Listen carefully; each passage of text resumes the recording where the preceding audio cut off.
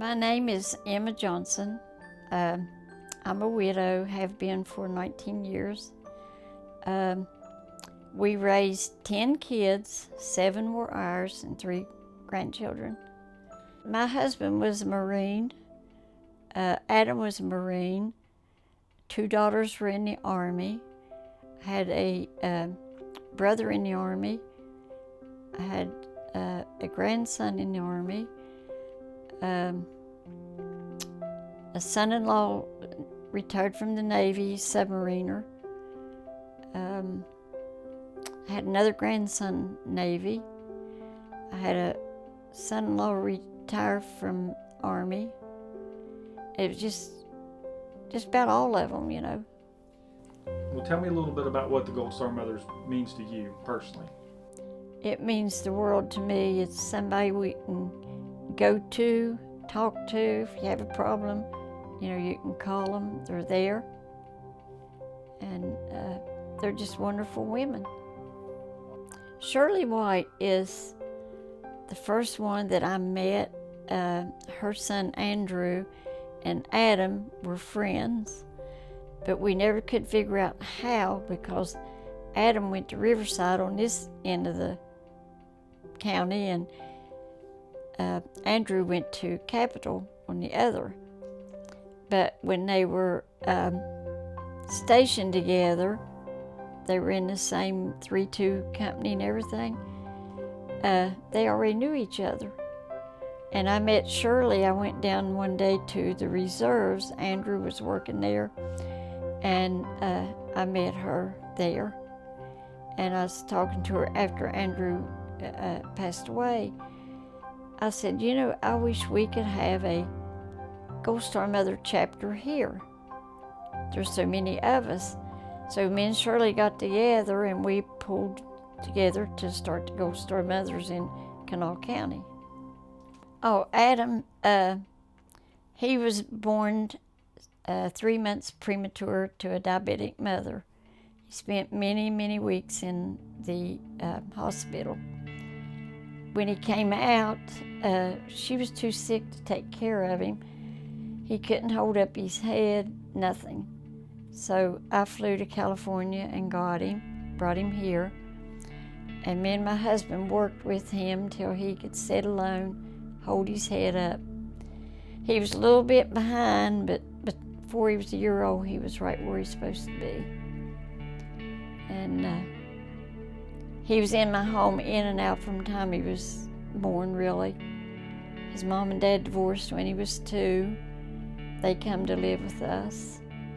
And he seemed to attach himself to me more than his mother. He told her, said, "Mom, now I love you, but I love my Grammy more." And she said, "That's okay as long as you love me." But then when she passed away, you know, I went to court and got him and his sister and put them through school.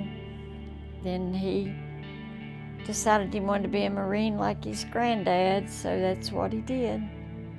He would sit on a swing when just a little boy, and his granddad would tell him about when he was in the Marines. And that's what influenced him that he wanted to be a Marine. How did you feel about that?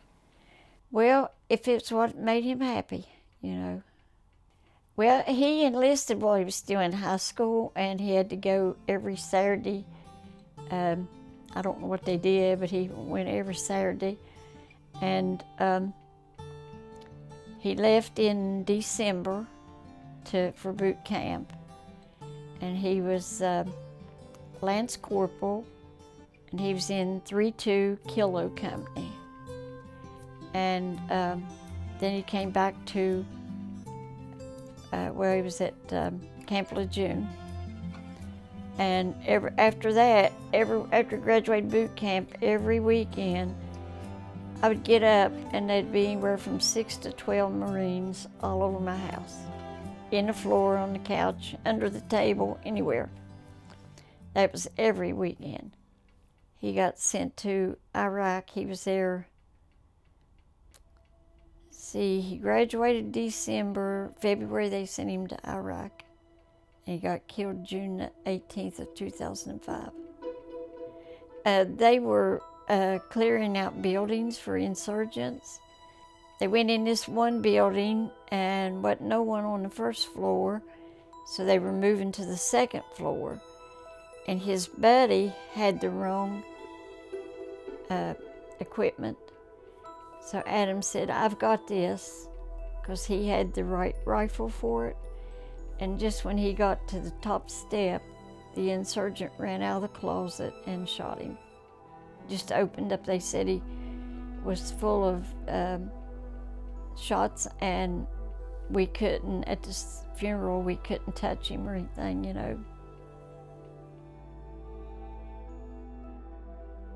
Well, I've had people say to me too,